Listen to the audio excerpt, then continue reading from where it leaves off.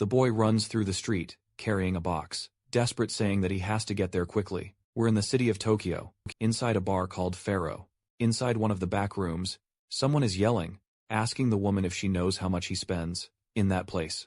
It's a chubby guy with two women on his arms, demanding they bring a decent sock. He's the president of a company named Dagura Mitsuru. An employee in front apologizes, saying that, unfortunately, the sake he asked for is out of stock. Clearly this dagger isn't right in the head. He already has a vein popping from his forehead, and orders her to take her clothes off and get on her knees to beg for forgiveness. The deep web girls are laughing, saying she's going to have to obey. While the woman is all scared, tears in her eyes, everyone's yelling in the room, telling her to take it off.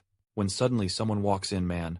It's the protagonist, bringing a bottle of wine called Armando Gold, the one the guy wanted. The room goes silent for a second, and Daguerre makes a snorting sound with his mouth, as if he's angry that the boy actually brought it in time.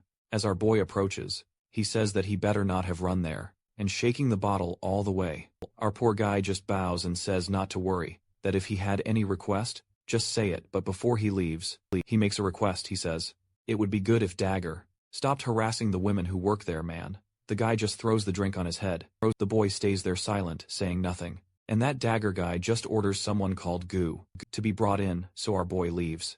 While that Goo guy walks in with a smirk, saying that these people really don't know how to work or read. The room outside, Sayaka calls for Daichi, that's our boy, and he replies with thanks. He says it's alright, and that he knows it must have been harder for her. Tubashi replies that she can only endure it, because he's there. That Dagger runs a foreign company that bought a big part of the Tokyo Lake area. No matter where you look, there was a company of this guy, and on top of that, the city started being taken over by gangs. The problem is that this ain't Tokyo Revengers, bro. The gangs here are made up of Yakuza, capitalists, and politicians. Money and power run everything, while our boy named Daichi Enomoto is just a little high school student enjoying life. Right after class, he says he has to finish these notes today, but his friend could not go. The same one who works with him says they can just toss it into chat. You heat and done, man. Look at this tech-savvy guy. ChatPT even made it into the story. We're doomed.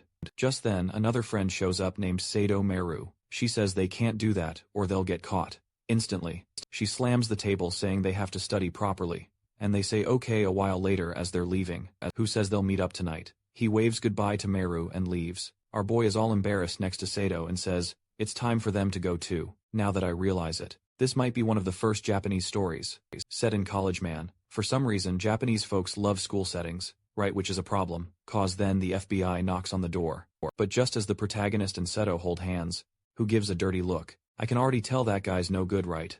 They're all sweet, walking through the city. He asked her if, like, they're kind of on a date. She, a bit confused, asked why he's acting like that. He says he knows she's never spent the night at anyone's house, and that she's kind of reserved. Apparently they've got some advanced plan going on, man. What's weird is that there's a pierced spot behind Daichi's ear. She tells him to stop scratching his little ear, suddenly pulls him close and says he's a perv. Out of nowhere the boy turns all red and she runs off, saying that during a summer trip coming up, they'll do that thing. She even gives a wink, man, saying he better not forget. Poor fool, mess up and you lose, man. Then he's all like, did she mean it? Did she not? He runs off by sucker, left there with a dumb look on his face. Damn, I roasted the kid. But actually, it's because he had to spend the whole day with his bedridden mom at the hospital, man. The boy really is a Marvel hero. I'm sorry, Daichi. I didn't mean to roast you like that. He's there, telling everything that happened during the day, but his mother doesn't respond. Time passes, and he says he's going to leave and come back later. But just as he's leaving, he hears a sound. He comes back and his mother calls his name. He explains that he came right after school, but he has to go to work soon. His mother, holding his hand, says she feels terrible for giving him so much trouble. But he tells her not to worry. He got a scholarship, and everything's okay. As soon as she gets out of the hospital, they'll go to the beach, and it'll be perfect. She just closes her eyes and says, that would be fun. But a little while later, he's back at work thanking customers. He walks in to talk to one of them, and asks if Sayaka really isn't answering. She's that coworker. The mustache guy says no. It seems like she's not even reading the messages.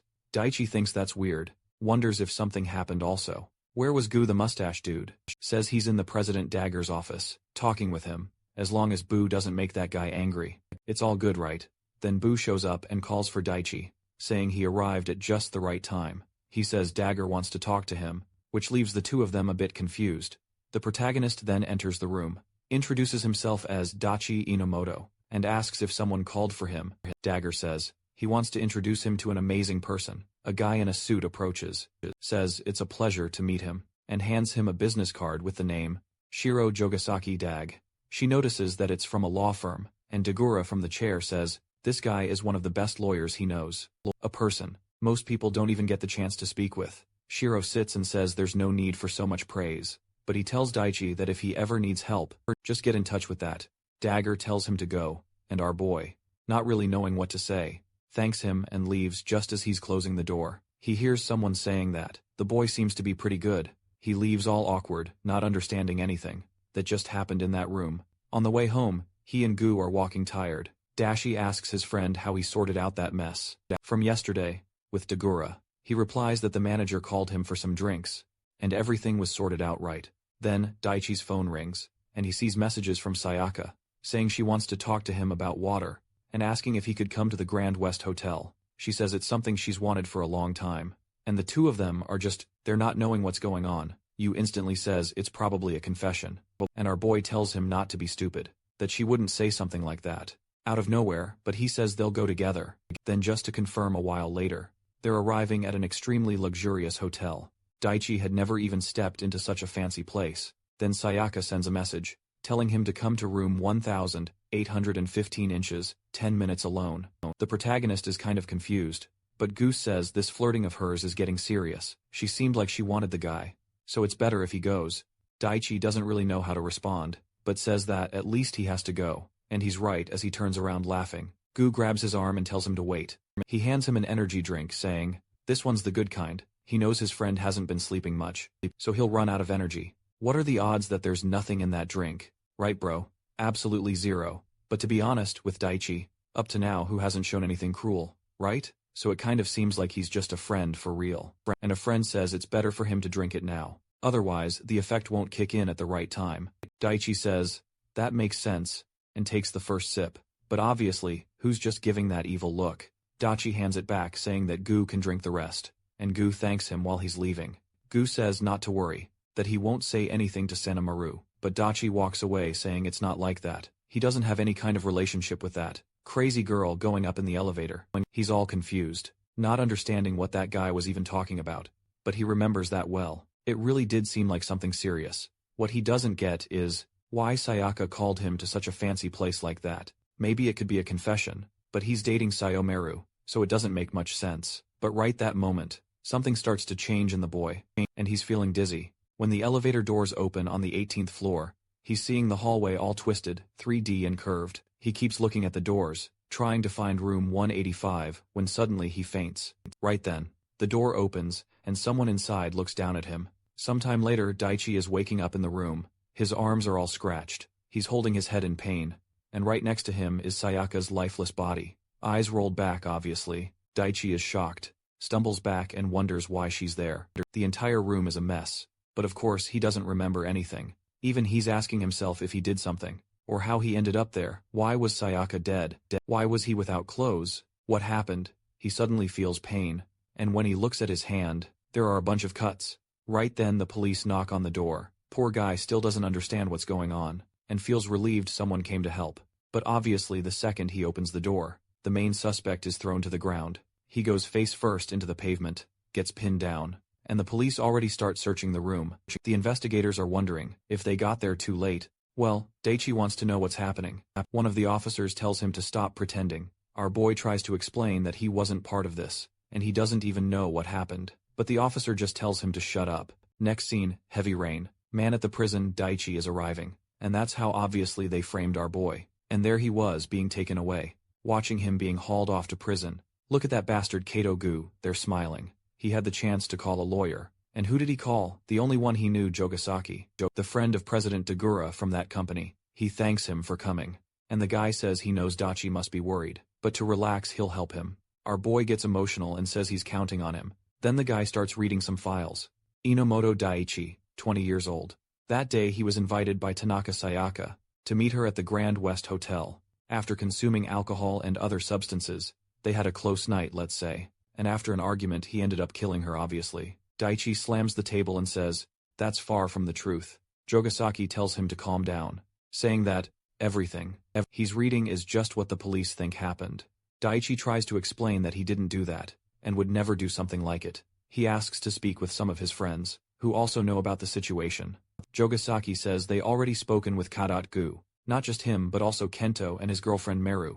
Now our boy remembers Seto Meru, and already knows she must definitely be worried. Not to mention he has a mother in the hospital. If she finds out he's involved in this kind of incident, it'll destroy her. Jogasaki asks if he was drinking or not last night. Because alcohol was detected in his system, Daichi just says he doesn't remember. He was normal until he got to that place. Then Joe Masaki says that the people at work said he apparently doesn't handle alcohol well, so that seems to be the case. On top of that, traces of drugs were found in his urine. Once again Daichi slams the table and stands up, saying he's never used anything like that. Jogasaki keeps asking him to calm down. Fabric with his DNA was found under the girl's fingernails. In other words, she scratched him before dying. What he believes happened is that in a moment of rage, he started strangling her, maybe, and she tried to break free. Scratching him, Daichi falls back, saying, something like that is impossible to have happened. Jovetic says that it's fine, he can deny it since that's his right, but he's going to have to be clear. If he fights to prove his innocence, he's definitely going to end up with a much longer prison sentence.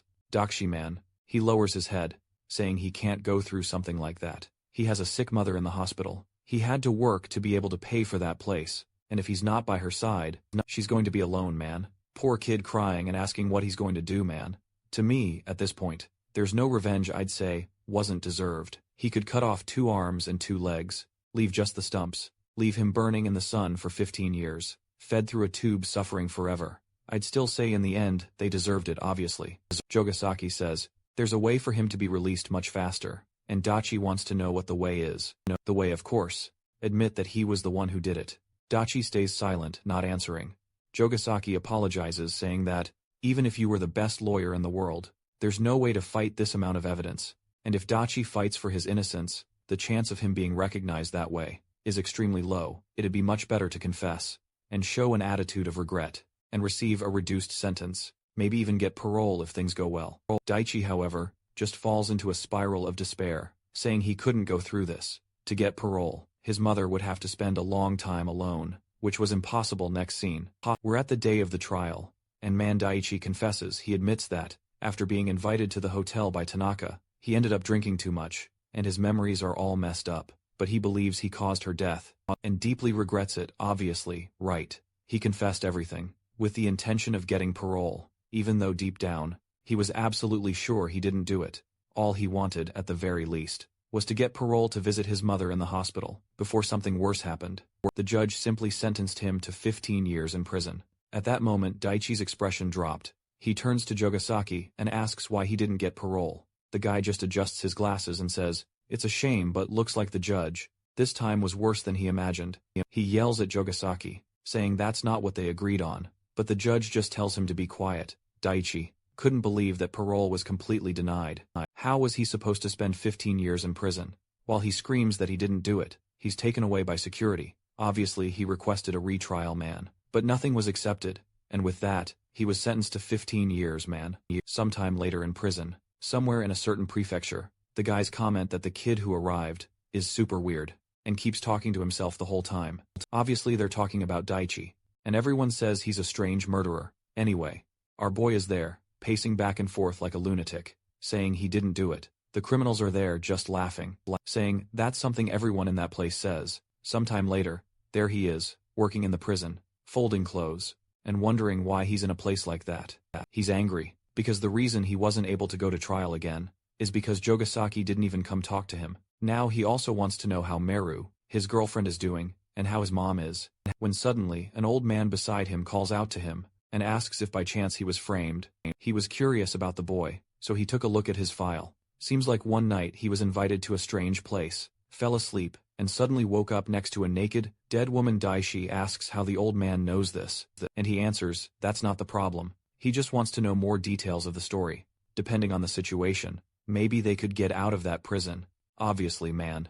Daichi's expression changed immediately. He had no idea who this guy was, or how he knew about his case, but he introduces himself as Kamishiro, one of the prisoners, obviously, someone who was also serving a sentence, due to a false accusation, and it was a pleasure to meet someone like him. but Dachi turns his face away and ignores it, thinking that this was all way too suspicious, and he tells the guy not to keep talking to him, otherwise the guards are going to start bothering him. Kamishiro responds that for sure, they'll have plenty of time to talk, so whenever he feels comfortable, just look for him. One more thing, he says he better be a lot more careful with the guy who handled his case. That one named Jogasaki, from the boy's expression.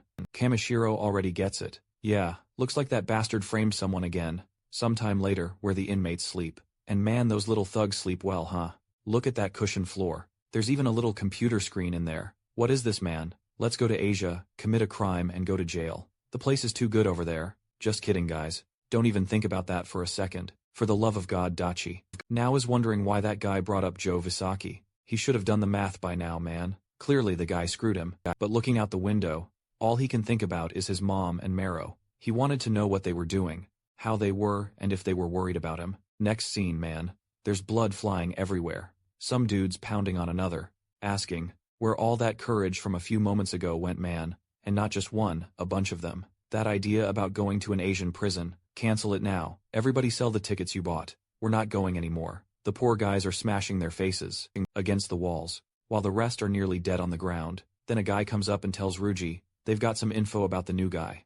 The dude suddenly clenches his fist and punches a piece of furniture, breaking it. They say they're going to talk to that guy tomorrow. In the garden, they'll meet him face to face next day. Under the blazing sun, there's our boy doing pull ups, falling to the ground all crooked. 3 was his limit, until a guy shows up from behind, calls out to him asking for help, moving some equipment. Daichi just agrees and goes, man. But from the side, Kamishiro is watching everything. Obviously, he was being LED to come face to face with Ruji. Actually, I had gotten it mixed up right then. Daichi gets startled and turns around, wanting to know what's going on. But at that very moment, the guy walks up, grabs him by the neck, and asks if he also likes killing people like that. Dexy tries to explain that he didn't do it, that it was a false accusation. But the guy says everyone always says the same thing. Bam, a cannon punch to the stomach. Our boy drops to his knees in pain. Then bam, Cristiano Ronaldo, style cross right to the head. Rugi says he's a bad guy too, and to be honest he even likes what Daichi did. And that's exactly why he's itching to kill him now, man. Another cannon to the face. What the hell? His buddies just comment that Ruji is terrifying, when he's angry at this rate. The kid who just got there was going to die. Sometime later, our boy is all beat up. And Ruji says, he at least feels sorry for the kid's parents. Dang, she obviously was nearly losing consciousness, not even understanding what they were talking about. One of them comes closer, and says that outside, the media is causing an uproar. Apparently there are reports that the killer's mother died of shock. Upon finding out about the case, her son was involved in Dang Man. Our boy's mother died, dude. And now he's wondering what he did to deserve this. He starts asking again, why Sayaka called him that day, or why Joe Visaki told him to confess, and that he get parole. All he did was confess, so he could go back and be near his mom. But this had been a crime he didn't commit. Suddenly he's letting out a weird sound, rising up while everyone is confused. At that moment Dachi didn't care about anything anymore. Everything had become meaningless. His heart was being painted by a single dark feeling. The guys were all scared, that he might actually have the guts to do something. And Ruji just keeps staring. The kid was laughing and crying, with a bunch of emotions mixed together. He stretches out his fist, and lands it square in his face. Man, from that moment on, he let himself be consumed by rage. While he was punching Ruji, he could see an illusion of his mother. She called out his name and told him to live good life. Then she walked away. While he asked why they hadn't gone to see the castle, he insists and calls for her, but she keeps walking away. Next scene, she wakes up all bandaged up in the hospital, calling out his name obviously. All of that was just a dream. And the doctor shows up saying that she finally woke up. There was our boy in the infirmary, side by side with Kamishiro, who was calmly reading a book. He laughs, saying, Daichi went crazy, and even punched the guards in the face. Daichi is a bit confused, wanting to know what happened to Ruji, the one who beat him up earlier. Kamishiro tells him not to worry. He's in solitary, since he caused a major disturbance recently. The doctor nearby says that Daichi was lucky that he got there just in time, and his injuries were pretty severe. Kamishiro makes it clear that he happened to get hurt, too, hinting that he's there to talk with our boy, and now they're friends. Not just friends, they also share the same unjust sentence. Daichi remembers what that guy said earlier, and what he said about Jogasaki, and asks if he really believes he's innocent. Kamishiro answers that he's seen a lot of people, and doesn't see in Daichi someone who would kill like that, and he warns that the trial he was brought into was clearly a setup. Confused, Betty asks why they would do something like that to him. But right at that moment, someone opens the door and says, they need to talk with Kamishiro Jinde. The old man stands up saying, they'll talk later. Before leaving though, he tells our boy sometimes to get what you want, you got to be ready to give up something of equal value. Dachi wonders what he meant, and asks the guy, what can you even get if you give up everything? Kamishiro doesn't answer, just stands up and tells him it's better to rest a bit. Outside, the guy who called him says, it's strange to see him interested in another inmate. The old man shows his arm, all covered in goosebumps, and says that from the boy's eyes, maybe he's got potential. A few days go by. A ball hits the wall, bounces back to Kamashiro's hand, and someone walks up. It's Daichi, with a completely different look on his face. The old man simply asks if he needs something. The protagonist asks what that business was about, getting out of that place. Kamishiro says it's obvious from the word, it's exactly what he's thinking. Dachi wants to know what they're going to do, some kind of skilled lawyer. Or is he talking about literally helping him escape? Kamishiro says he's not going to give any details, until he's sure Dachi is taking it seriously. Dachi asks what he has to do to prove that. The old man stands up, takes off his glasses and asks, what are you going to do when you get out of here? Daichi realizes the guy's aura has changed. He starts asking himself these questions. He was expelled from university, obviously because of the incident. He hasn't heard from his ex-girlfriend, and he also hasn't heard from Kudo-ku. If his mom really died, he doesn't have anything left waiting for him, literally nothing. And all of that was because of that incident. He then says, there's someone outside who killed a girl he knew, and pinned the crime on him. Because of that setup his mother died, so the moment he gets out of there, he wants to find the real culprit and get revenge, obviously with his own hands. Kamishiro asks if he's ready to give up everything for that revenge, but Daichi questions what everything even is. In the end, he had nothing. The old man says, that means they're the same also. A person who had everything taken away. On the other hand, he still has some cryptocurrencies, hidden in a certain place. If the boy's resolve is really real, he'll get him out of there, and I'll receive all of that. 50 billion in cryptocurrencies, stored somewhere on the outside, hidden in a certain location. Dachi stays silent for a second and says, you wouldn't believe that. But the old man interrupts him and says, he knows no one would believe it. That's the normal reaction, and it's okay. But when the boy changes his mind, just come talk to him also. You should know that this prison has a library. On the second shelf, on the row closest to the window, there's a very interesting book on the right. It has a completely black cover, and he thinks it'll be a good read for the boy. With that the old man left. Some other inmates came up, and asked if he knew Kamishiro Jindai. Our boy says, not really, so one of them tells him to be careful, because that guy is very good at deceiving people. Apparently, he was caught in a large-scale fraud and murder, and he was also involved with gangs and the Yakuza. Dachigo is just trying to figure out for himself who this guy really is. Next scene there. He's arriving at the library. Nobody was really interested in studying, and the only person there was a little guard, reading a book. He goes to the spot the guy had told him about, and finds the book with a black cover. But when he opens the first one, there was another booklet inside, and on the cover, you could see the genius of corporations man. The billionaire known as the one with a unique method. Dexy got confused, why was that even there? And from that day on, whenever he had free time, he'd go back to read it. A week passed. He was lying in his cell, when he felt something approaching, and sat up man. It was that crazy. Kamishiro already sitting right in front of him. Obviously Daichi was confused, was wanting to know how this guy showed up out of nowhere. Besides no one even woke up. Kamishiro shows that he asked the guards to make those guys sleep. A little Daichi is immediately freaked out, wanting to know exactly who this guy is. But the guy only asks if he read the book or didn't. That our boy says that now he knows. His real name is Kosei Jinde, the youngest person to ever run a publicly traded company, the business world, executive, considered a kind of maniac.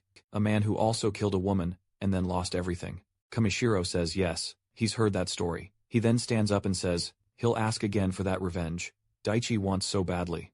Was he or wasn't he willing to give up everything? Now that our boy knows who this guy is, it's almost unbelievable plan. Whatever it may be, might not make sense, but somehow he snuck into the cell and no one cared. One thing was certain, this guy had power inside this place. And Daichi, feeling hopeless, says it doesn't matter anymore. Everything means the same as nothing to him. And that's why, if he could get revenge on the one who put him in that place, he would do anything, the guy immediately says. Alright then, and the first mission would be given. He had to get close to a certain person in that prison. In another cell, everyone's scared. And man, why is there blood on the floor? And a guy with his pants down. What a weird place. And there's a maniac in the middle of it all, yeah. Just by looking at him, you can already tell, man, this one's the most dangerous. And it looks like it's Daichi. Who's going to have to get close to him? My god, Daichi. Just give up the revenge already. So here's the thing, we see another guy face to face with this lunatic, telling him not to underestimate, and going in to land a punch. But the weirdo grabs his arm, throws him on his back to the floor, and the poor guy passes out. This deep web brawler, known as Kazuki, even says that inmates nowadays aren't really his type, that this was once again a great workout.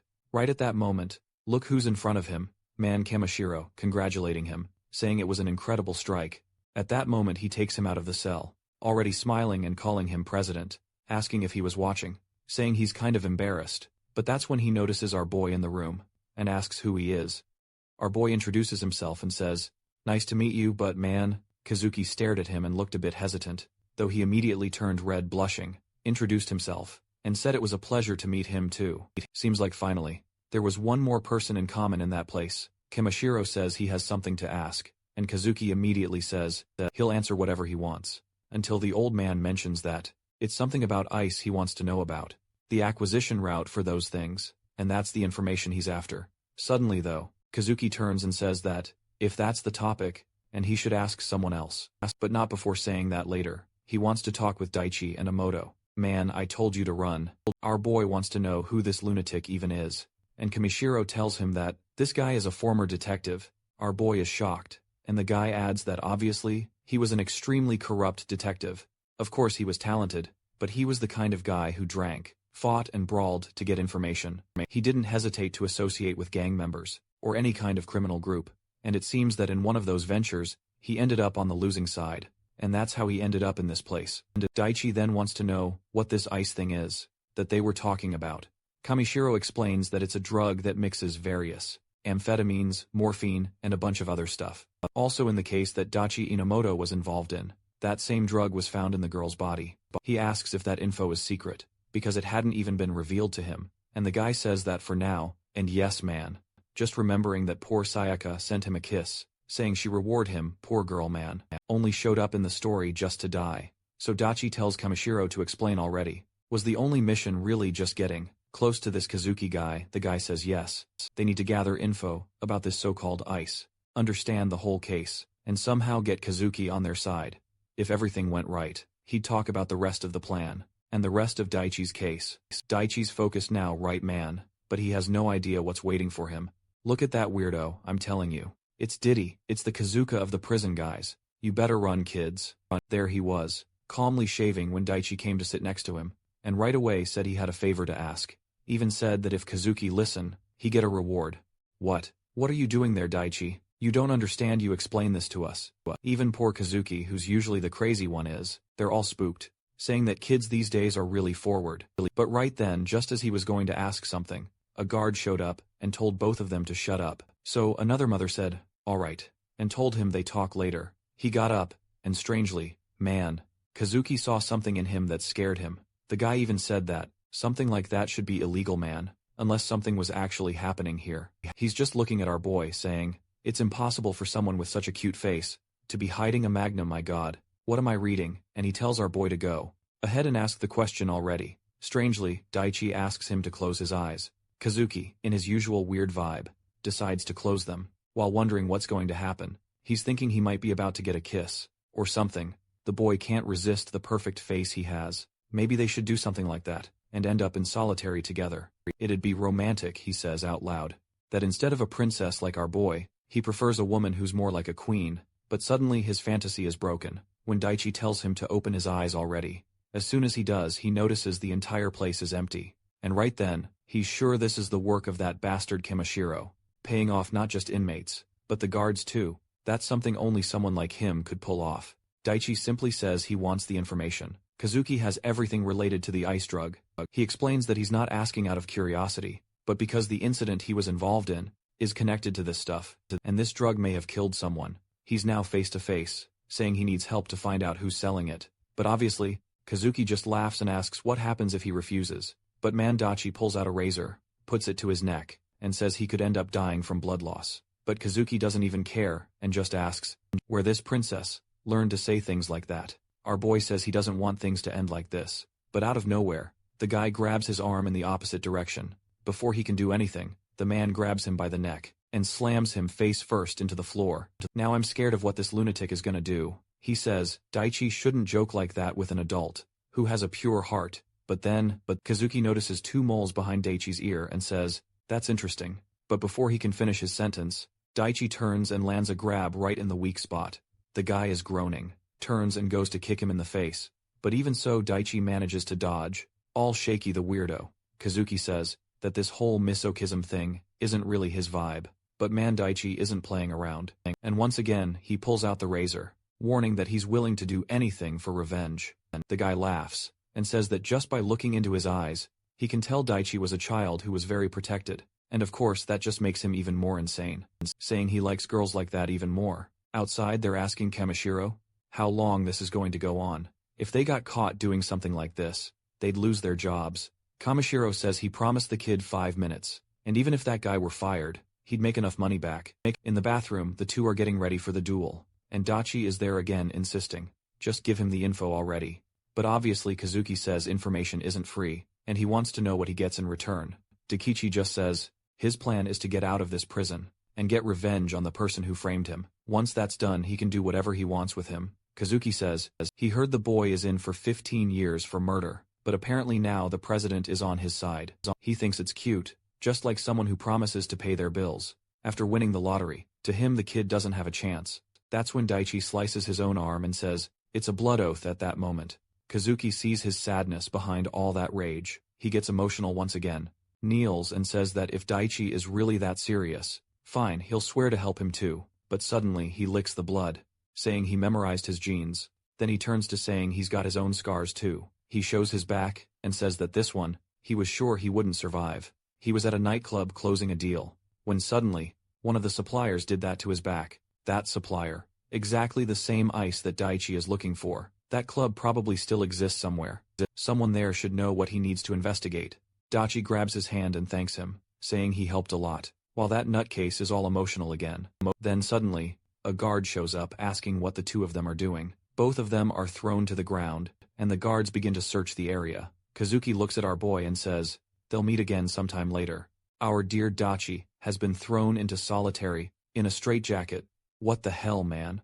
And his food is being thrown through the door. Like garbage, damn. That's just unnecessary, guys. But Daichi didn't care about any of that. 2 weeks of suffering was nothing, compared to 15 years in that place. He needed energy, and couldn't get weak, which is why, man, he ate off the floor without hesitation. To get the revenge he dreamed of, he would crawl across the floor of the whole world. 2 weeks later, the door slams open, and someone tells him to stop acting like that. Daichi just says he thought solitary ended sooner, to which Kamishiro replies that he has some influence, but he's not the owner of the place. Half of the guards, including the higher UPS, obviously aren't under his control. He managed to get the two of them in the same cell, the best he could do. Deki then sits down beside him and says he thought a lot during solitary about his case, and about Kamishiro, and he thinks it's time. He hears a bit about Kamishiro's case, and how they're getting out of this prison. Otherwise, he's not sharing the ice info he got from Kazuki. The old man asks if he doesn't already have a good idea of who framed him. Daichi says he's not 100% sure, but Kadobi is on his mind, along with that guy from the bar and the Dan Jogasaki. Kamishiro simply says that his intuition is correct. The problem is that the enemy is powerful, and just escaping from this place wouldn't be enough for revenge. And that's why he's going to make sure the kid has the weapons to get what he wants. Daichi asks if he's talking about those cryptocurrencies, or something like that, to which Kamishiro says first. He wants to know more about the night of the incident. With that, the two stay talking for quite a while. Kamishiro asks if on that day after leaving the bar, he was called by the victim to the hotel, and upon arriving there, the guy who worked with him, who was supposedly a friend, gave him a certain drink, and shortly after he lost consciousness. Daichi says that the part about the drink being spiked is just a suspicion, but he remembers that Kadot handed it to him, and seemed to ask for half of it back, and besides that, he can't think of any other way something like that could have happened. Kamishiro asks if the result of all that was him waking up later, in bed, and then soon after the police showing up. Our boy says yes, and the old man says that coincidence is just too much. Then Daichi explains that shortly before, he had met Jogasaki, and that's why he called him. He was the only lawyer he knew. The old man says he understands. Jogasaki made him take the path of confessing to being guilty. Now, the question is, who connects that friend of his to the lawyer? Dachi knows very well that it's that damn president. Dagura, the guy whom introduced Jobasaki to him, and behaved horribly around women. Right away he says, that bastard killed Sayaka, and used Kato to pin the blame on him, obviously. He also probably bought off Jobasaki to be a lawyer. Kamishiro says that even without any proof, he's sure those three framed the boy. Becky can only think about how he'll have to spend 15 years in that place, for a crime he didn't commit, all because of those three. The kid starts scratching at his own neck, spiraling into madness, when the guy tells him to calm down a bit, reminding him that he needs to keep hope alive, because sweet revenge is coming soon. Daichi tells him to hand over the 50 billion already, and that he'll personally guarantee those guys end up in hell. But Kamishiro sighs and says he can't rush it. For this plan to work, it needed serious preparation, and the perfect opportunity. At the very least, it would take another 1 or 2 years, and even if he had all that money, it'd be useless if he didn't know how to use it. What the boy was lacking right now was knowledge. He picks up the Count of Monte Cristo from the shelf, and says there's a quote in there. Wait and hope until the perfect opportunity appears. He would pass all the necessary knowledge to Daichi, already in the library. The first thing they were going to study, ma'am, you think it's going to be fighting punches, kicks and gunfire, no kid. They're starting with economics. Daichi just follows all of Jindai's advice, since he seems well informed, and the old man says, he'll first teach him how to read a book. First you need to look at the entire content quickly. You don't even need to understand anything at first. Speed is the most important thing, and that's how Daichi began. Man devouring everything in that place. Day or night, man. He's in jail, and reading books is the only thing he can really do. But the kid's being productive, man. While reading, he's also doing one-handed push UPS, flipping pages at the same time. But when he runs out of energy, obviously he crashes face first. Kamashiro asks what he's been doing, and our boy explains that he's memorizing company data, just like he was told. The problem is, there's over 4,000 of them, right? So it's taking time. The guy laughs, saying it's crazy to do something like that. While doing push UPS, Daichi says, it all clicked for him when he lost Oroji, after being beaten up, and also when he fought Kazuki. Without enough strength he couldn't fight anyone. He's certain that knowledge alone won't be enough. He needs the right kind of strength to use the knowledge he's gaining. The old man says he's really starting to understand the essence of surviving in this world. Then he stands and says, alright, you already understood economics. Now you'll learn about the art of manipulation. Out in the prison yard, there's a guy with green hair wrapping up in a coat. His name is Tako. When Daichi comes to talk to him, the guy gets startled and backs off. But our boy just asks to sit next to him smiling. He introduces himself as Enomoto Daichi, and asks if the guy is the one called Tako. The guy, all awkward, wants to know how they know his name. Our boy says, it's just because he overheard a guard calling the kid. Even a bit embarrassed. He says he knows it's a weird name, and people tease him for it. Besides that, he doesn't like talking much. But Dashi says he actually thought the name was cool. And also, he wanted to learn a bit more about who he was. Strangely enough, the kid, all cute and shy, says he was arrested for manipulating the stock market, and now he has to spend a long time there. The problem is that he doesn't deal well with people. Dashi tells him to relax. Besides, they look like they were the same age, so they could be friends, so they keep chatting. And obviously right, guys. This is part of Daichi's manipulator training, and Kamishiro compliments him, saying he did well for his first time. Our boy repeats one of the rules. Listen, 70% speak, only 30% make eye contact when asking something. Always compliment. He did exactly all of that. And that's how he managed to befriend Tako. Kamishiro says it might seem simple, but with most people, it's not that easy. The boy had the right personality.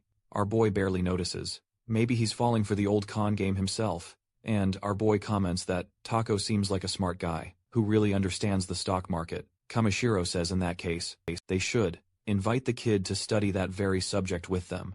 Dashi asks why was he really that good, to the point they needed to learn something from him. The old man says yes, he was well known in the industry, but that wasn't the only reason. Dashi would have to understand that the goal he wanted was impossible to reach alone. He was going to need allies, and in turn, he would need power and charm to keep those kinds of people around. But one thing the old man admits, the kid had talent. That's when Daichi thanks him, but wants to know, why was he being so kind to him like this? The old man tells him to try guessing, and our boy says, maybe. He needs people to help him escape from this place. He's probably in a situation similar to Daichi's, and wants out. The old man says, that's not a bad guess, but Daichi cuts him off and says that, on the other hand, he doesn't care if they're using him. He'd sell his soul to the devil, if it meant getting help for revenge. Kamishiro tells him not to be so anxious. Everything would be taught. Once he graduated from his school, And with that he walks away from the table, leaving Daichi a bit confused. The days went by, and the protagonist learned more and more from Kamishiro. During the day there they were, the three of them in the library. Tako, talking about candle charts, investment law, how to understand the market and all that. Our boy looked interested, wanting to learn about the competitors. Even Kamishiro was participating, saying he really had a good eye for the right companies. At night you think they stop, man. No way, he's sleeping next to the old man, who's now talking about politics and certain patterns. Even when Daichi was exercising, man, there's the old guy on his back, this time teaching English. He throws a book with 3,000 vocabulary words, saying it's not the best place to learn, but it's what they got. And of course, every day, Daichi never missed his physical training. And now man, he's doing 19 pull UPS? Huh, the kid used to do only 3.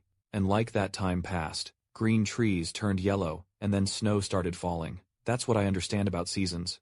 And now, sometime later, our little minion is doing 47 one-handed pull UPS. What the heck, man? He's levitating while reading. He did 50, man. Taka was there beside him, saying that Daichi really got strong. The kid was looking like a Max Steel man. And Daichi just asks if his friend really thinks so. Everyone's training, and a bit later he asked the old man, "What's the deal with having a woman?" Kamishiro explains that if he had a woman by his side, things would be much easier. Our boy, a little awkward, mentions that he used to have a girlfriend. Kamishiro says that doesn't matter. He's handsome enough to get one. The only problem is that he's too kind, and he needs to learn a bit more about how to make things happen. With that he puts a hand on our boy's shoulder, and says that, when he's drinking with a woman, just do this, man. He pulls him close, whispers something in his ear, and our boy blushes a little, wanting to know if that really works. "Oh, you rich bastard. Old man just revealed a secret in written voice for us. Too, Daichi wants to know if it works, and the old man says he'll only know if he tries it. But he's sure the boy would do great with the ladies, since he was so dedicated to his mom." Confused Daichi wants to know what one thing has to do with the other. The old man makes a bizarre assumption, asking if he went back in time and went on a date with his mother, how would he treat her? Daichi is there once again, not understanding what kind of crazy talk this is.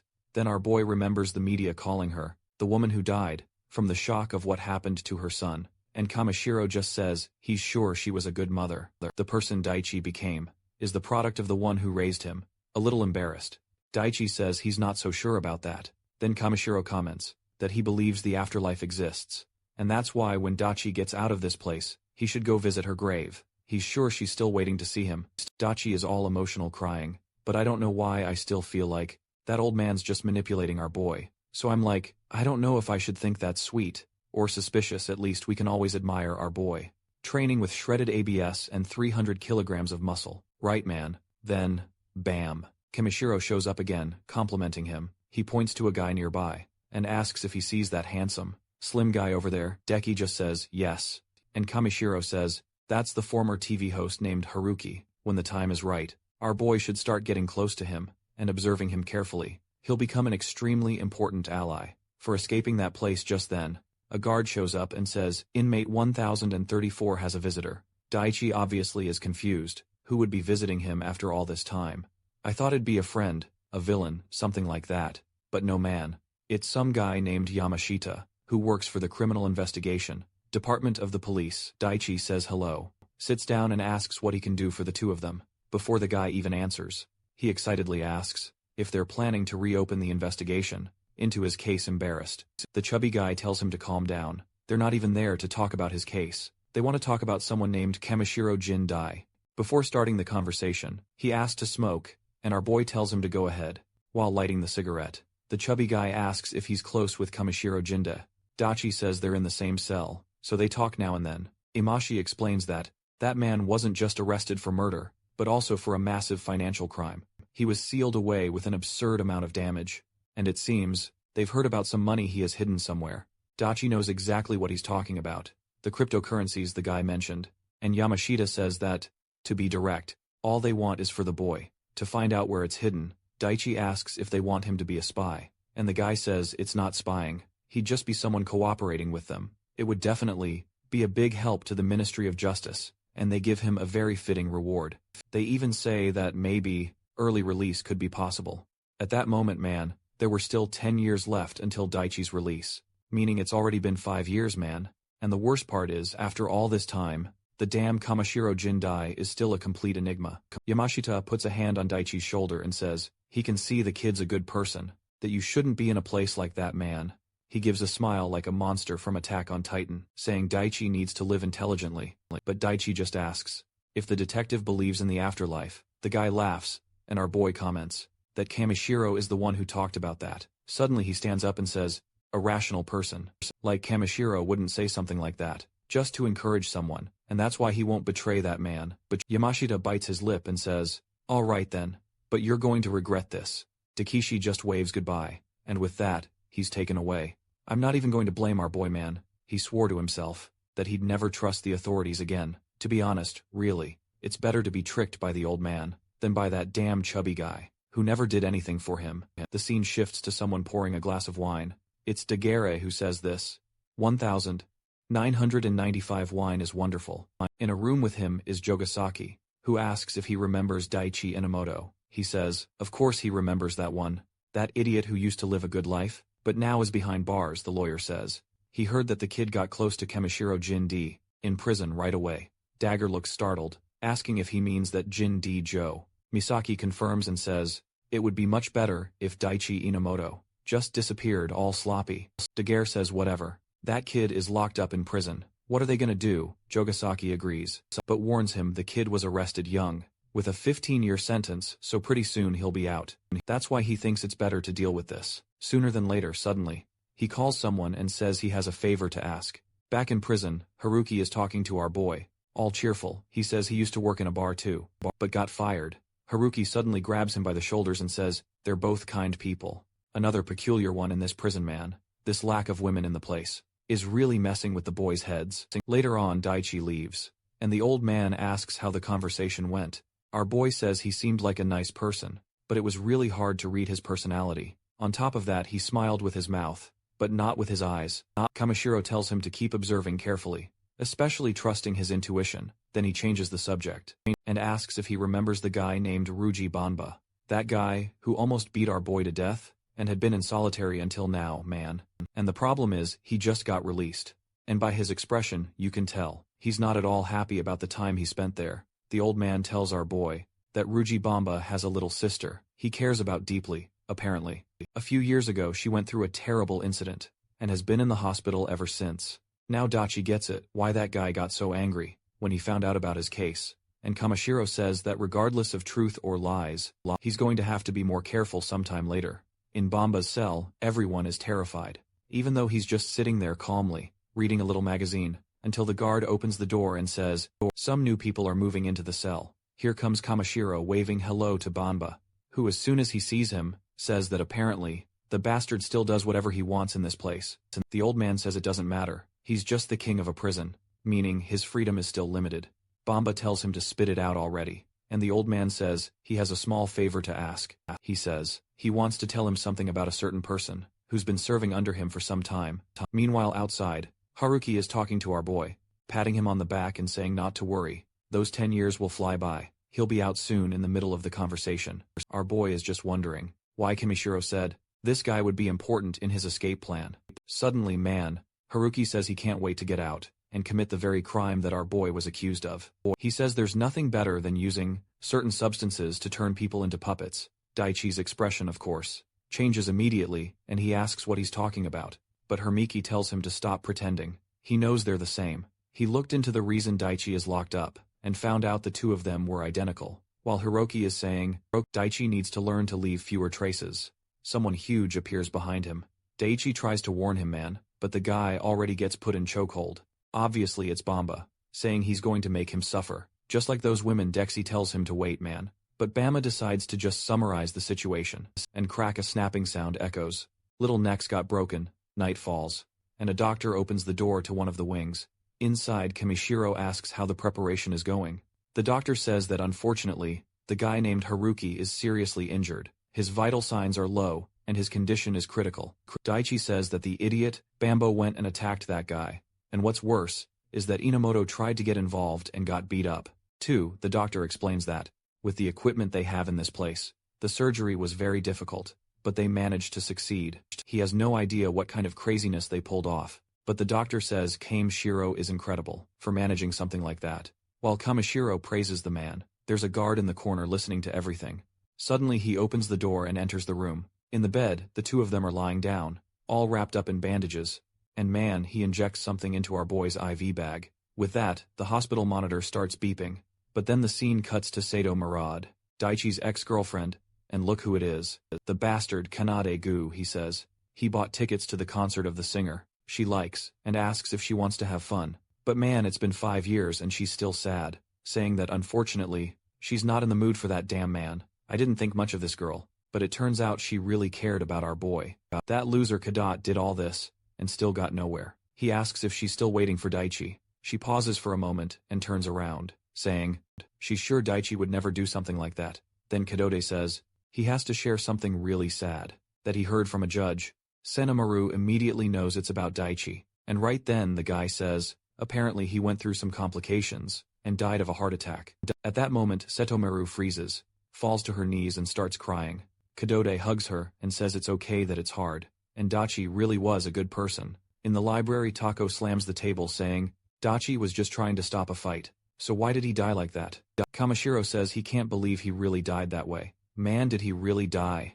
One of the guards in the room says, it's sad that the boy died like that, right before being granted parole, especially considering that he was the one who got beat by Bamba, but in the end, it was the other guy who lost his life. The doctor says yeah, it kind of makes sense. Then the scene cuts to that bastard, Daguerre and the damn Jogasaki, celebrating. They were finally free of Inamoto Daichi's existence. Kameshiro was in for life, so they didn't even have to worry about him. All he could be was the king of the prison, which didn't matter to them. Digger praises the perfect plan, and says that soon, he's going to make a lot of money, so they just have to stay on track. With a wicked smile, Jogasaki looks up and says that finally, they have nothing to fear. But now, man, someone is leaving the prison with black hair. It's more than obvious what just happened here, and the guard says he hopes he can recover soon. The boy thanks him for everything, and the door closes. He then raises his hand to block the sun, and says that he's finally out. He goes to his mother's grave, lays down flowers, and apologizes for taking so long to visit. From the mark behind his ear, we know very well who it is, and he apologizes for showing up with a different face. Then we see in the hospital, he's asking if they're really asking him to die, and what does Kameshiro mean with something like this? All of a sudden, the old man says that just like he said before, the time has come for him to abandon his life, as Inamoto Daichi. The doctor says, they're going to transplant his entire face, and hair area man. Basically he was going to switch places with that guy. Obviously Daichi says, this is crazy, there's no way a surgery like this is even possible. Kameshiro responds, that he should take advantage of this. That guy next to him was garbage, and there was no way they were going to let something like that walk out of this place from the very beginning. He had told him that he needed to be prepared for something like this. In the operating room, our boy decided to abandon his life as Inamoto Daichi. And my friend, it really was like Halloween mask style. You know, they gripped it all off, and swapped one face for the other man. That day, he walked out of that room as Takahashi Haruki. The slick one now had that handsome face and says, not to worry mom, because here and now, his revenge against those guys was just beginning. A while later he's there in a karaoke in the building, taking a really chill bath. Seems like a few days have gone by, right? For the surgery scars to start fading. Now he has to start putting it in his head, right, that he's not in a mode of Daichi anymore. But Haruki at that moment, that when he woke up in the hospital, he looked scared, asking, right, where's Haruki? And the doctor immediately said that he had died. Apparently he had a heart attack, but it's strange because the surgery went 100% well. His condition was completely stable, and he was still doped. Kameshiro already says that obviously he was killed.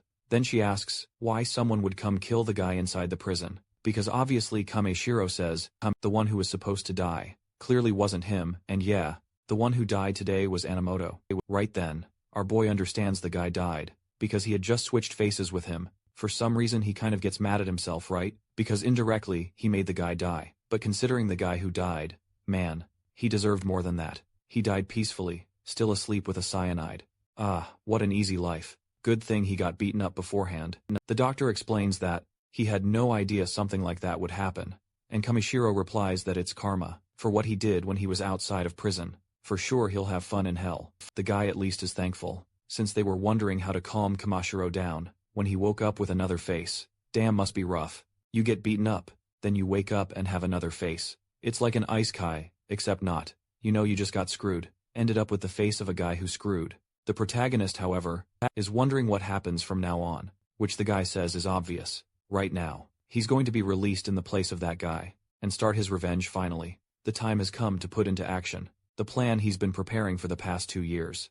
A while later he went to Haruki's room, grabbed the phone, and everything he had, man. The guy had a bunch of black cards, money, a phone, everything. Looking at the reflection in the phone, he remembers Haruki saying that, getting girls hooked on drugs, and whatever else was really good. And with that he lies down thinking it doesn't matter. He's going to hell too when he dies. For now that bastard can wait for him there. But here on Earth, now it's him who's going to make use of this face man. A while later, in a big hotel in Tokyo, he's all swag out with a watch on his wrist. Seems like he'd arranged with Kame Shiro to be at that place to meet a certain someone, from one second to the next. A guy already sits in the chair, asking if he's the president's apprentice. Dachi says yes and gives the secret password, which is wait, reflect, and have hope. The guy then lowers his sunglasses, smiles, and says his name is Sato. Dashi asks what their relationship is, and he replies that the guy saved him countless times. He had countless enemies, but also managed to gain countless allies. Then he already hands our boy the kid's passports full of documents. The dude even changed his name to Kurusu Fuyudo. I thought he was going to take on the name of that other crazy guy. Whatever. Sato then gets up and tells him to give it his all. And our boy thanks him in the bag. The guy had also left a new phone and 2 bundles of cash, man. He remembers Kamishiro told him to start converting the cryptocurrencies into money, little by little. Obviously Daichi was still wanting to know why Kamishiro was going so far for him, why he was giving money, all this support, and what he expected from him. Kamishiro replies that what he wants is way beyond the kid's revenge. And looking at the money, Daichi can only thank him for everything, man. Really, huh? I doubted the old man. Maybe there's still going to be a plot twist. I don't know, but the guy really came through for our boy. He arrives at the airport, passes smoothly with the new documents. We're already leaving. I don't know where to. I do know, man. He's already on the plane, thinking about the 3 targets of his revenge. Obviously first, he has to investigate where they are, the resources they have and their connections. He's going all the way to fully understand Siaka's death, and why the blame was put on him. And of course, he's going to make sure they face a despair much greater than what he experienced. It's just that guy over there is extremely powerful and influential in this city. For now he needs money and also help. That's why he's going abroad, to get the money Kamishiro passed on to him. 50 billion in cryptocurrency, man. 3 years later, and we're in Tokyo. Money from all over the world is coming into this city, helping development, but mainly in the bars and casinos. Obviously because of that, Tokyo's nightlife is wild, right, man? But at the same time, that's creating a strange social disparity. And now, man, on the plane, the flight attendant shows him, all chubby, to say hi to our boy. Saying they're almost there, he just thanks her. Look at the rascal there. Man got himself an earring, and now has an older look. Man looking through the windows, he says, he can't believe he's back in this place after so long, in a region called Marunouchi. The old men were all smiling, saying, it's a wonder to meet someone like him. Apparently our boy, I don't know what he's been up to, but he's known around here. He's kind of shy, saying it's nice to meet them too. He obviously now goes by Kuriyasu. Strangely, the old guys didn't believe the kid was so young. That's funny because I think he looks old. The throne is basically already born there. And the old men are saying that, thanks to Casino War, more and more rich people are coming to Japan. The stock market doesn't stop exploding. The guy showing the tablet to the protagonist. It seemed he didn't really want to be there much, but it looks like some American investors recommended the kid so much that he agreed to meet him. And of course, the 2 guys were already plotting to get him to deposit at least 200 million, but he turns the tables, man. They think he's going to offer 200 million. He already says he'll start by depositing 2 billion. Right away the guys stand up thanking him, saying they weren't expecting something so incredible. Kurisu tells them to stay calm, and now I'm kind of confused. They call him Daichi Anamoto, call him Kurisu, and now I don't even know. I think I'll stick to calling him Kurisu, cause it's going to take a while for people to figure out he's Daichi, and everyone's going to keep referring to him as Kurisu, and it will mess me up every time, but you know it's him, no secret. A while after the little meeting, there he is, leaving with the guys thanking him. That old guy obviously wants to get closer to the boy, wanting to know if he's free tonight. He made a reservation at a Michelin restaurant, and wanted him to go. But our boy put on some swaggy sunglasses and said, not tonight, he's got plans for the evening. What's this, man? I saw some lingerie on the floor, and thought he was already getting on again in Japan. But no, it's that bastard Kato. Go, man. This bastard's still alive. It's 11 a.m. He hits the alarm and kicks the girl, asking how long she's going to sleep, man. The other one's crazy to be with a guy like that. Right, bro. She's confused, wanting to know what he thinks he's doing, and just tells him to disappear already. And apparently now he owns a bar or something like that. The girl already got dressed and slammed the door, saying he's the worst. But Kadot doesn't even know who she is, exactly. Then looking at the city view, he figures it must have been some random girl he hooked up with last night. Hot guy still living the good life. Look at this man. He hooked up with her not even knowing who she was, then jumped in the BMW and left, living in the mansion, driving a luxury car, saying, now he's going to go make even more money. Then he's at a place called the Emperor's Lobby, and now it seems like he owns that place. Everyone's celebrating, saying the boss arrived, and one of the guys shows up kind of awkwardly, saying they have a VIP guest today. Kadao is instantly surprised. Man, the guy who was coming, had requested loads of extremely expensive wines, and champagnes. The sucker couldn't hide his smile. He could smell the money coming. Who could be the big shot in the VIP room, fellas? He's surrounded by the baddest of the bad. The blonde sucker walks in, all awkward, apologizing for interrupting his private moment. His name was Kagot. He was the owner of that place, and came to greet the boy. Our boy gets up and man, the kid suddenly looks like he's in JoJo's Bizarre Adventure. What kind of jawline is that, bro? He introduces himself as Kirisu, and says, it's a pleasure to meet him for the first time. This rascal loves throwing hints, huh? But before that, shall we go back in time a bit? Why go back in time, man? But alright, right. What can I do? We go back. A guy had entered the room, bro mealing, and asking what type of girl he preferred. He replies that he has a particular interest, and the guy says he understood, so he'd bring the best ones. Looking around, though, curious, who was just wondering if this was now that guy's castle. Shortly after, the guy apologizes and comes in with the first baddie, that one would pass a crash test, guys. She comes in, all cushion, and introduces herself as Mizuki. She's feeling herself, and the dude who only walks around kneeling, comes back again, wanting to know what he wants to drink. The curious guy opens the menu, closes the menu and says he wants everything. Next scene, champagne popping, and there he is with the baddies. The girls all saying, it's their first time drinking something so expensive. Meanwhile the guys serving are saying, the bastard dropped 1 million yen, just like that. It makes no sense. Mizuki already wants to know, right? How come he's so rich and so impressive being so young? One of them squeezes his arm saying, he's as young as the owner of that place.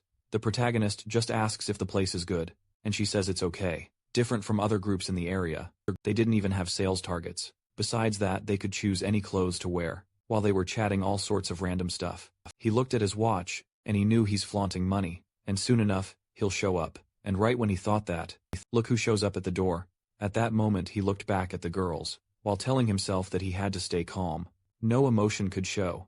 That's when the bastard Kado showed up by his side and apologized for interrupting. He introduced himself as the Dawn, and said his little name. Dachi stood up, saying it was a pleasure to meet him, and introduced himself as Kurusu. Some time goes by, and the girl in the red dress is asking Kado to stop talking about that stuff. He's standing there, telling the story about the day she puked, while everyone's laughing. The protagonist, though, is just glad to realize that the guy hadn't noticed anything. Kendo then excuses himself, saying he's heading out. The guys say goodbye, and say they'll see each other again soon.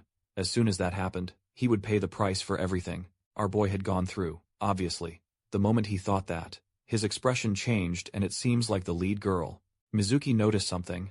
Next morning, there's a girl and a guy.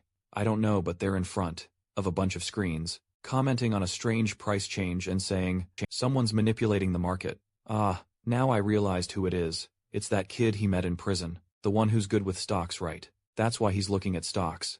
And his nickname outside seems to be Octopus. Our boy laughs that he still has the same thing on his head from the day they got out. In the flashback, we see that as soon as he stepped outside the prison, our boy was already there to get him. He was a little confused, wanting to know if he was really Daichi, who just replied that Tako would have to help him with a certain revenge. For what he needed to do, his skills were crucial. The friend says that back then, he was confused and scared. But in that moment, Daichi places a card on the table and says he needs to get straight to the point. There's a certain company he needs to investigate. Obviously, you could already see it on the card.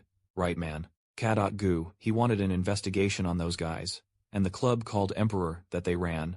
Tako asks when for, and he says, it must a week, right away. The kid reaches out, grabs all the takoyaki, whatever that thing is called, shoves it in his mouth and says, 3 days is enough. Our boy thanks him, and Taco then asks why he wants to know about a company that's not even listed on the stock exchange.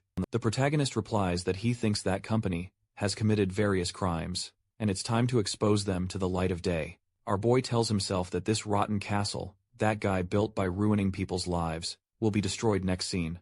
There's a couple leaving a love hotel, and the woman says the place was amazing, when out of nowhere a guy shows up taking a picture, and she asks who that crazy person is. The weirdo introduces himself as Oda Kazuki, a private detective. Hold on, let me check my list here. Oh crap, it's him guys. The DD from prison, right bro? Looks like now he's with our boy too. At least people say he's a good detective. Next scene. The nutcase is in a cafe, with the two of them saying, it's funny, she's going out with a high school boy, and still passing out. Her husband would cry if he knew something like that. Dang, looks like the situation's worse than I thought. The woman asks if he's a private detective, and begs him not to tell her husband, saying she pay him off in an amazing way. Man oh man, that's unstoppable. Even the detective suffering under her though. Of course Kazuki didn't like that, and he just asks her to stop with the insults man. Both the suckers there started sweating cold bro, and he tells her to just go home, because he's going to need a serious chat with the husband. And as soon as she leaves though, yeah bro, Diddy goes after the boy immediately, telling him that messing with a married woman could bring problems. He should try finding true love with him, but the boy just runs off, saying he doesn't want to work with that anymore. Meanwhile Diddy says, it's impossible to find someone and fall in love. 2 years ago, he got out of prison, and obviously after the scandals, there was no way to go back to being a detective. That's why he started working as a private investigator, using the connections he had from the past. Since he has a criminal record, he doesn't have a detective license, so he's kind of working illegally. I didn't even know that, right?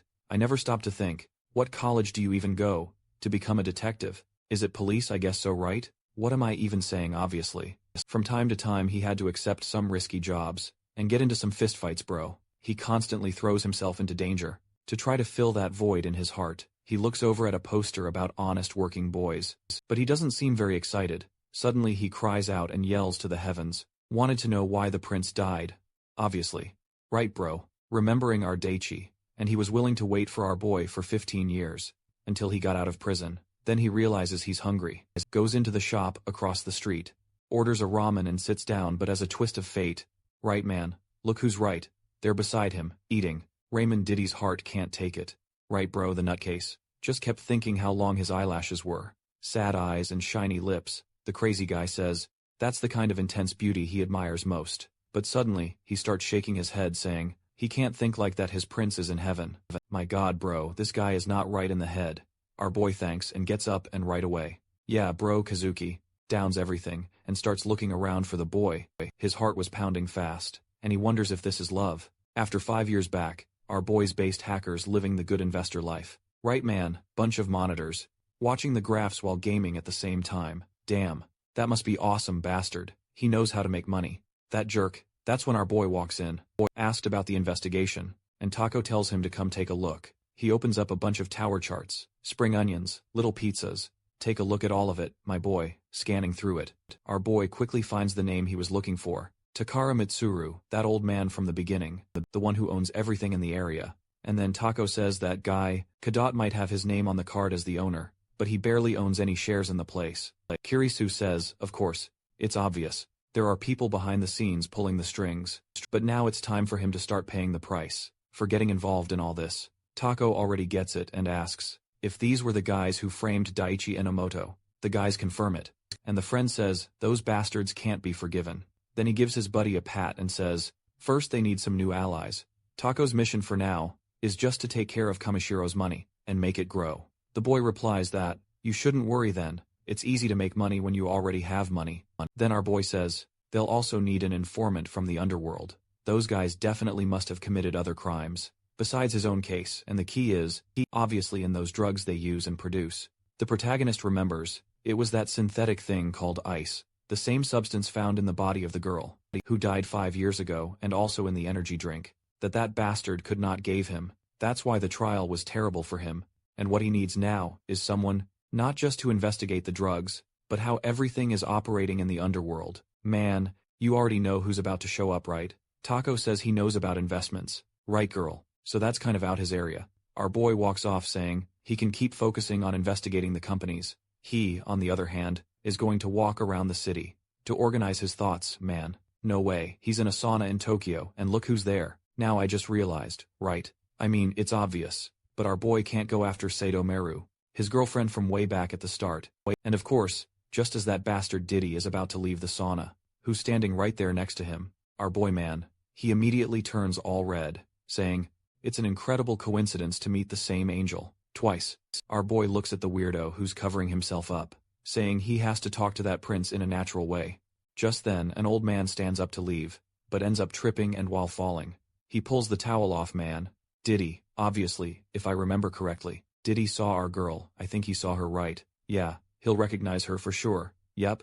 Obviously, while our boy was helping the old man, the crazy ones are crying, all emotional, saying he found the prince. But I knew this didn't make sense. He was supposed to have died in prison. Man, he got so shaken up there that he collapsed on the red floor. One of the guys even came in, asking if he was okay, or if he was dead. Sometime later, back at the Emperor bar, the waiter asks what he wants, and our boy tells him to bring Mizuki. I thought the guy was gonna order a drink or something, but nope, he asked for a woman. Looks like our boy noticed it was over, sitting there in the corner, and he never imagined seeing that guy in a place like this. He knows he can't go back to the police because of his crimes, so what is he doing now? Maybe he should look into it. Right then, the crash test passing girl shows up, all gentle, speaking in a cute voice, saying she missed Ryoto. Dechi decides to leave the topic of Ogawa for later, since now he'll have to talk to this crazy girl and research more about what Kato's been doing. Mizuki's all smiles, saying she's happy to see him there again, but obviously Kirasa's plan is to make her a friend, because he needs an informant in this place. And the problem is, well, the girl gave him a weird look. Will she really become an ally? I don't know, man. But he's putting on that serious face, saying he needs a girl who will obey him absolutely, and become his spy sometime later. The other girls are saying, he's acting strange today, and not even drinking anything. He responds that once, he made a big mistake with alcohol, so he prefers it this way. The girls laugh, saying everyone goes through that. They even say they want to see him drunk. Code's right there laughing too, but inside he's wondering who this weird guy is. He didn't seem like the usual gangsters who hang out there, who obviously scam people and steal to get money. Maybe he was some kid who recently got rich with stocks, or something like that. Suddenly curious, who stands up, says he's going to the bathroom, and Kagat says he'll show him the way. But actually he didn't show him. It was another guy who took him, and on the way he ran into one of those old guys he had invested 2 billion with, who was obviously already super excited, saying it was a fated coincidence for the two of them to meet. He's thanking the boy for the other day, and Kato is just off to the side watching. Kato is keeping an eye from the corner, and asks the boy who that weird client is. He replies that he seems to be an executive from a foreign company that hired a Japanese guy. Apparently he worked abroad for a long time, and only just now came back to Japan. Kadota, seeing the old man leaned toward our boy, obviously got excited, before an executive that even the old guys bowed to. This was just what he needed. A truly and genuinely rich man in this Manhwa. Money doesn't buy women, bro. Buys men. As soon as Mizuki leaves the room though, Konoe grabs her arm and obviously gives her the order to do whatever it takes to win over this Kurosu guy. She's a bit confused, but he stares her down and asks if she understands what he means. She's all operas. He comes closer and says she has to understand that this guy has money beyond what she can imagine. Besides, it seems like he kind of liked her, so she better make good use of that. In the end, she'll benefit too. Sometime later, they're talking at one of the bar's tables, and Mizuki says, it seems like Kadota is dating one of the girls at the club. Kuriyasu asks if that's not forbidden, right? Like people dating those who work at the place. She says it's not allowed. Obviously the guy's the owner, so no one's going to say anything. She adds that she doesn't really know which girl it is. That would be important info for Curious to find out, because obviously, the girl who's with him must know some stuff.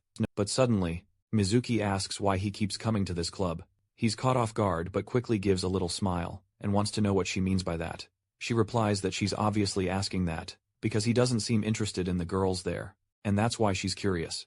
The madman Kuriyasu thinks he's been acting in a way to hide his intentions, but she's sharp, bro. You go to the club, order 300 champagnes, spend 1 billion won, and don't take a single girl home. Nothing suspicious. He still doesn't answer anything, and Mizuki asks why he invited her to dinner like this. She's sure he was invited by the other girls. He answers awkwardly that she seemed like the easiest person to talk to. She seemed a bit more polite and calm, It was relaxing to have a little chat with her. Oh, is she falling in love? Our boy's using those persuasion techniques he learned in prison, bro. Y'all aren't ready for the kid. Then he reveals that he's also interested in how the club is managed, as a potential investment opportunity. So B said her right. And now she gets all pouty, saying now, she understands why he hasn't been that into the girls. But he's not right in the head either. Out of nowhere he grabs her arm, and takes a look at her wrist, to see if there's a needle mark, to check if this girl is being drugged. Considering what Kanoe did to him, that's the bare minimum to check. But he sees no marks, so he holds her face, and brings it close to check her dark circles. And also, if there's anything strange about her pupils. Looks like the boy needs an eye transplant too, right? Can't see a thing. Had to bring the girl within 1 centimeter. Or maybe he was playing a double game, pretending that while he's looking for info, he's hitting on her too, and she got all awkward and shy, while he's just standing there in the spotlight. And she's staring, obviously. She says he's way too handsome. That prison surgeon was the Gillette. Right, bro. Swapped the kid's head, and made it almost perfect. In the real world, girls get 2 little things done, and end up with lips that look like sausages. She says he must be tired of hearing how handsome he is, and he says not that much. It wasn't something he was proud of either, since he didn't work for it. He's just playing a double game here. This bastard. Is he talking to her, or to us readers in the morning? Man. Focus on the girl already, kid. After giving the boy a good look, she leaned in, and he asked if she was drunk. Suddenly she grabs his hand and says, she won't even ask to be his girlfriend. He just wants to spend the part of the day, known as night, in an enclosed space, with 4 walls and a bed in the middle. So maybe they should go out there, and look for a little room. Dear God, the artist is too good. What is this, bro? It's way too early in the day, for me to be seeing this stuff. I just woke up, guys. Cut it out, girl. The curious bastard gets into bed, obviously, thinking about the investigation he needs to carry out, when the baddie shows up, apologizing for making him wait. When he asks if she's nervous, out of nowhere, she grabs something but falls on the bed, and she says it's her first time, so we should be gentle. Now you're going full-on crazy. Huh, girl? He's dumb, but not dumb enough to believe something like that. But the damn girl starts rolling around in the sheets, and man, all he can think is that it's time to find a new spy. Damn it, I thought the next chapter was gonna open with the result of the night, but no, there he is just staring, wondering if this is the right move. To make her dependent on him, he could have her investigate Kudo, or the whole Emperor Palace. Mizuki is there looking huge emotionally, when he asks if what she wants is money. If that's the case, she just needs to say, how much? She stands up all shaky, asking what he's talking about, but curious who walks away, wanting to know if what she wanted was just money. Did she want 50,000, 100,000 or more? Man, her expression changed. Poor thing, looks like she really liked our boy. Or she's a really good actress. She then tells herself to stop being so naive, that she's tired of the way she's been acting. The poor thing stands there in disbelief, shaking, saying she wasn't doing this for money. Suddenly she cries and screams in desperation, telling him to stop insulting her like that. Kurizu just lowers his head, and apologizes with that. He says he'll leave the place paid for, but he's leaving. Oh man. Japanese stories are always like this, huh? Had to be a story based on a Japanese guy. They always think, it's super cool for the guy to never do anything. It's like I'm too stylish to get women. If it were one of those crazy Chinese dudes, he'd have already trashed the whole bar. In a way cooler scene, but there he is, giving her a warning to get out of that place. I'll forgive him only because in the car, he's thinking that he already realized, she's not the right person to be a spy. She's too kind, and it's better not to involve her in all this. What a guardian angel, that bastard. Next day, there he is, bro, in front of the school he used to attend.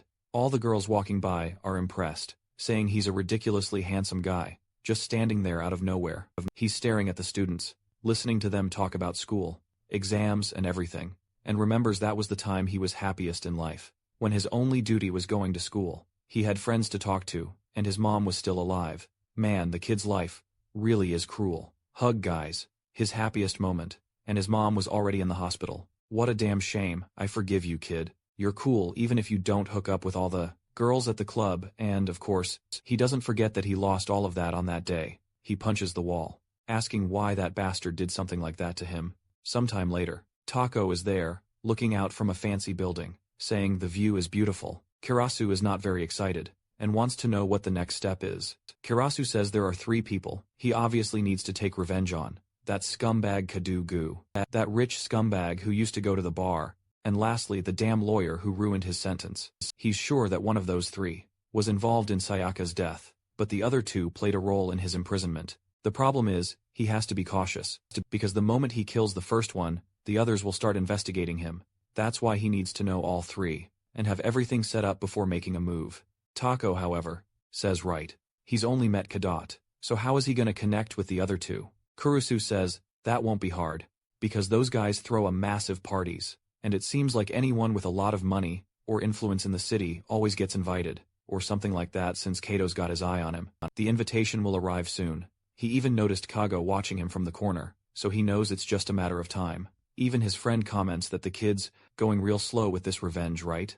Luke Kurisu replies that there's no need to rush. He wants to make these guys suffer for a long time. Just killing them like that wouldn't be any fun. At night in the hotel, he asked about Mizuki, and the guy says, unfortunately she hasn't been showing up lately. Obviously he didn't need to worry about company. They had plenty of beautiful girls at the place. Curtis thanks him, then tells him to bring another one, and stays there thinking that yeah, she really left after he told her to. He wonders if that was really his intention, but in the end it was probably better for her. He need to find a woman with more desire, or someone easier to manipulate. Whoa man, only heavy competition in this place. Wait, but now that I look, our boy's face changed. It's his ex-girlfriend working at that place. Damn guys.